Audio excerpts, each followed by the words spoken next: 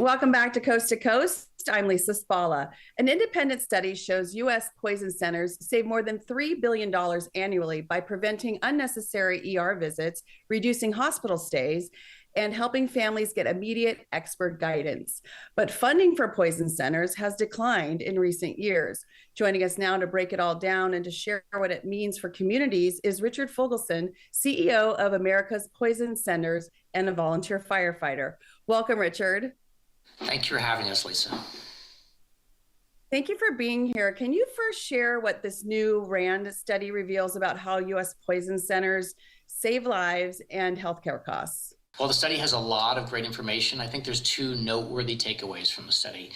The first is that poison centers save the nation $3.1 billion annually. That's billion with a B, so it's a pretty significant savings. And this includes things like reduced hospitalizations, ER visits, length of stay reduction, and just saving lives. So it's a pretty substantial number.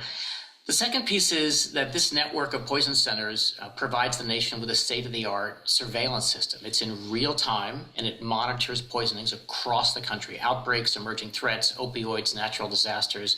It's a really powerful tool used by our public health agencies like the CDC and the FDA. Great. And how do the poison centers prevent unnecessary ER visits and reduce the strain in the entire healthcare system? Yeah. So poison centers give every person in the United States direct, free, confidential access to some of the most highly trained healthcare providers in your region, right? And 90% of poisonings can be dealt with in the home, so you don't need to go to the hospital. So to your point, it really unburdens a burdened healthcare system. For just this part of our work, RAND studied that and found that poison centers save the nation $1.5 billion in avoided hospitalizations. Why have we seen funding decline? And what could that mean for our communities?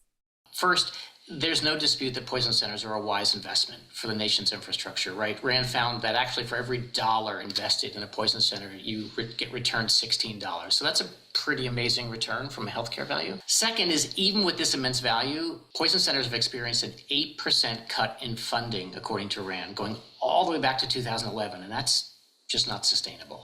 Exactly. Where can people find out more information about all this? There's a lot of different websites, as you can imagine, on the web, but poisonhelp.org is the official website of America's Poison Centers. And then also the 800 number, 1-800-222-1222, and you can get access to all of the services of the poison centers. Thank you so much, Richard, for all that valuable information. And for Coast to Coast, I'm Lisa Spalla.